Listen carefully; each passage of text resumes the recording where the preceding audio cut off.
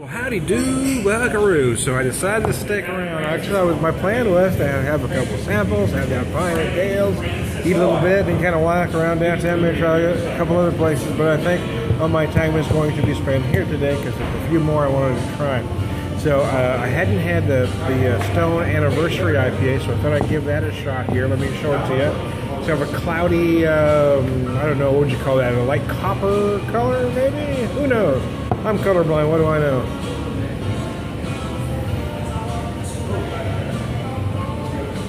Using the non-frosted glass this time. The aromas are very nice on this. A big citrus for sure. There's also a lot of malt going on though.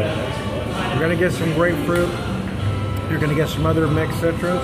That's I was talking to someone yesterday. So you seem to taste tangerine. Yeah, I think some of that's just how I interpret something. A lot of it is the many IPAs right now. The hops they use will impart those tangerine or orange-like notes, but I tend to usually drift towards tangerine.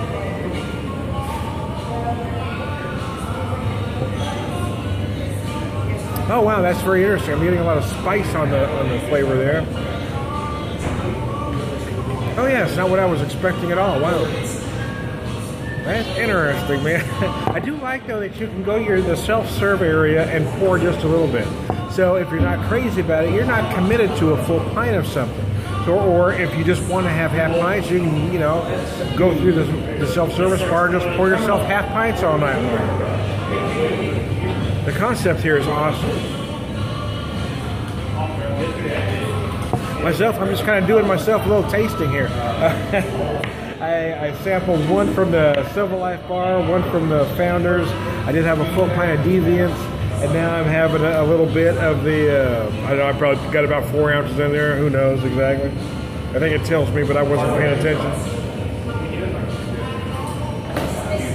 Oh, it's good, yeah. I mean, it's certainly worth having a full pint if you want to, but there's so much up here that I'm kind of enjoying just being able to pour, 3 or 4 ounces of something and go on. He was mentioning that they've got the Green Ghost from Springfield Brewing Company. They also have the White River Gravel Bar, and he mentioned that they seem to be much different on tap, so I'm thinking about trying both of those on tap and giving them a shot. So there you go. I'm John the Beer Whisperer. I'm hanging at 417 Taphouse until they kick me out. We'll talk to you later.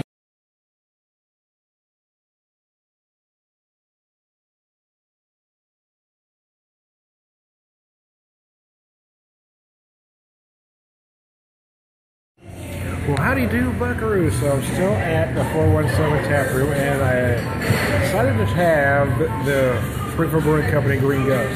Now, I've had it before in bottles, but I hadn't had it on tap, and they was telling me it's much different on tap. 6.5, 65 are the numbers on it, so...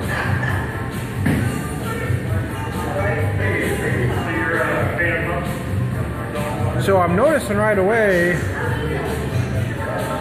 that the notes on the nose seem sharper from the tap than I noticed on the bottle. Is that something you noticed as well? I think it's just more crisp. More crisp. Yeah, there you go. Okay, yeah. He used the word crisp, I said sharper, but I think we're talking about the same thing. Absolutely. Yeah, wow. There's a clear distinction. There is, yeah. Absolutely. Oh yeah, even on the palate, it's exactly the same.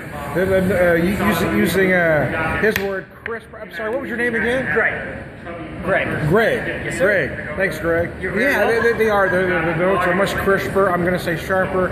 I'm getting a lot of pine, a whole lot of citrus on the nose. I was getting some interesting lemon zest notes that I thought was great. I know they tell you to look for melon notes.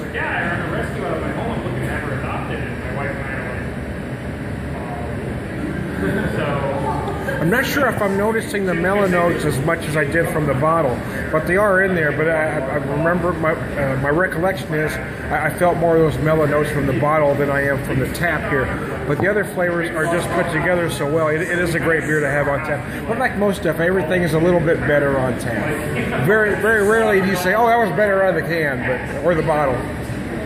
Oh, it's very nice. He also mentioned they have the White River Gravel Bar, so I'm going to probably try that next, even though I've had it before. I haven't had it on tap, so I'm going to pour me just a few ounces and try that. That's what gave me a little readout that I didn't, you heard me talking.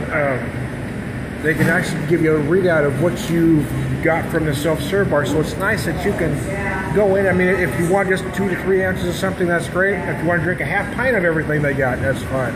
So it's nice that you can go in and just have a little bit if you don't want a full pint of certain beer. So there you go. Hey, I'm Kind of Beer Whisperer. We'll talk to you later.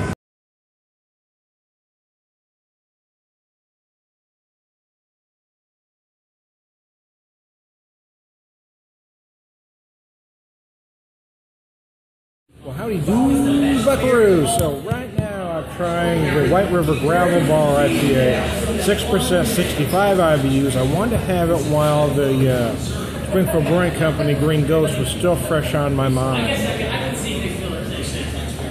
which is 6.5, 65. So they're similar, but the Green Ghost has a little more ABV going on. What I'm noticing most right away from the nose to kind of compare differences between the two, not saying better when it's better than the other, just saying differences, is I'm getting much more citrus from the Gravel Bar than I do the Green Ghost.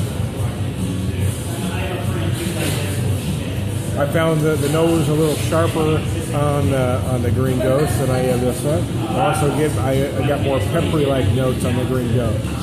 But there's a whole lot of clean citrus going on here.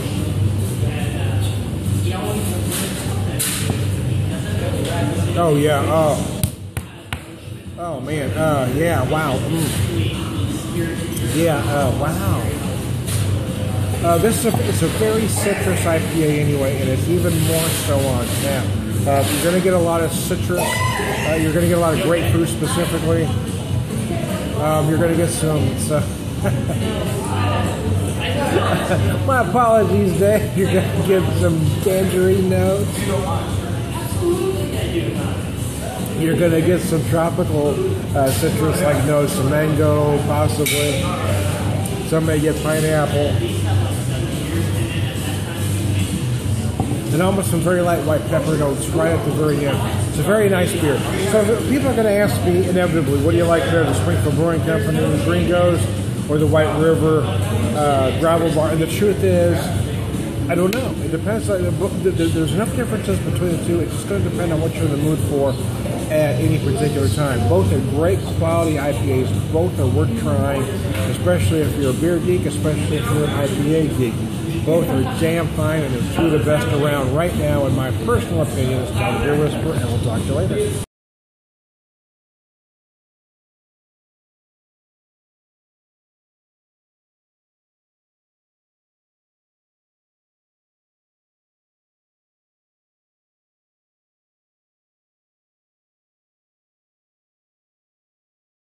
How do you do? So he poured me a sample of something that they make in-house here.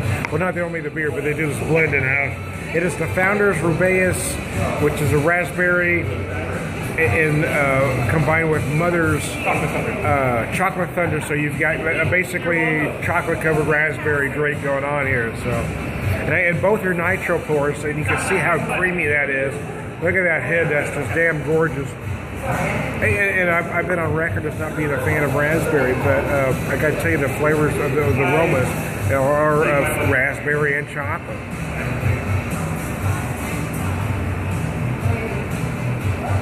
Oh god! So for my raspberry drinking friends out there, yeah, if that's a flavor you dig, yeah, you need to come to 417 Tap Room and try this raspberry chocolate. I gotta say though, I mean, the service in here has been beyond incredible. I'm a customer service guy. That's very important to me. Anybody that knows me knows that. With my background, how I grew up, and then becoming a retail guy to what I do now, everything is about customer service for me. And the beer can be perfect in a place. If the customer service isn't good, I will not go back. There are several brewery tap rooms and brew pubs I won't go back to because the service sucked. The service in here is impeccable. They're incredibly friendly.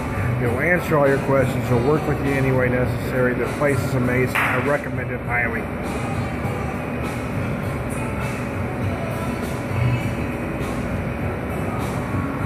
Although I'm not necessarily a fan of raspberry flavor, the texture on this drink is just amazing.